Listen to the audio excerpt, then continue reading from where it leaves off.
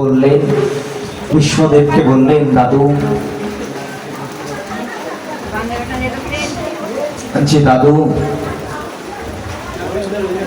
তবে একটা কথা, অর্জুন যদি যে না বলতো আমার দাদু গঙ্গার তীরে স্বরের ওপর তীরের ওপর শুয়ে কষ্ট পাচ্ছে, তবে যে দাদু আমি জানতে পারতাম না তুমি এভাবে কষ্ট পাচ্ছ, আর আমার যে আশা হতো না।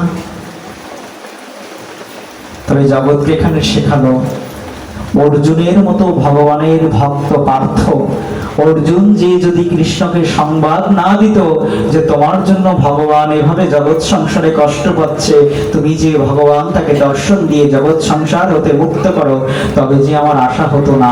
এখানে জগৎকে জানালো, তোমাকে ভগবান পেতে গেলে সর্বাগ্রে সাধু দর্শন, সাধু সঙ্গ করতে হবে। আর সাধু যে যদি গোবিন্দকে জানায়, গোবিন্দ, জগৎ সংসারে যে তোমার জীব আজ নিমগ্ন হয়ে কষ্ট পাচ্ছে, যতদিন না তুমি সংসার মাঝে ওই দুটো ফুল তুলসীর সেবা না গ্রহণ করবে, ততদিন যে সংসার বাসনা চূর্ণ হবে না, তার মুক্তি হবে না।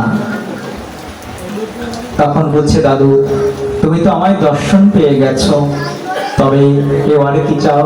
বলছে, তোমার ওই রূপ দর্শন করতে চাই। কোন রূপ?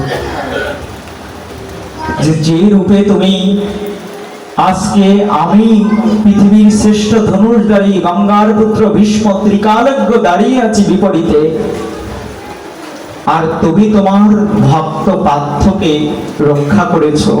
গুরু দ্রোণাচার্য তীর ছুঁড়েছে, সূর্যনারায়ণের পুত্র কর্ণ তীর ছুঁড়েছে, আমি তীর ছুঁড়েছি, সমস্ত তীর তুমি বক্ষ মাঝারে ধারণ করে তোমার ভক্ত অর্জুনকে রক্ষা করেছো।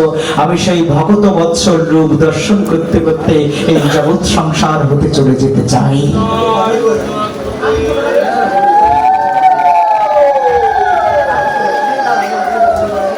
এই ভক্ত বৎসল রূপ দর্শন করতে করতে এই জগৎ সংসার থেকে চলে যেতে চাই।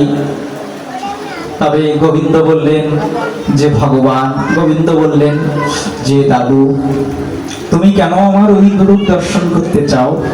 আমার তো কতই রূপ আছে, ব্রজ বৃন্দাবনে গোপিকাদের সঙ্গে কত লীলা খেলায় আমি মেতে গেছি।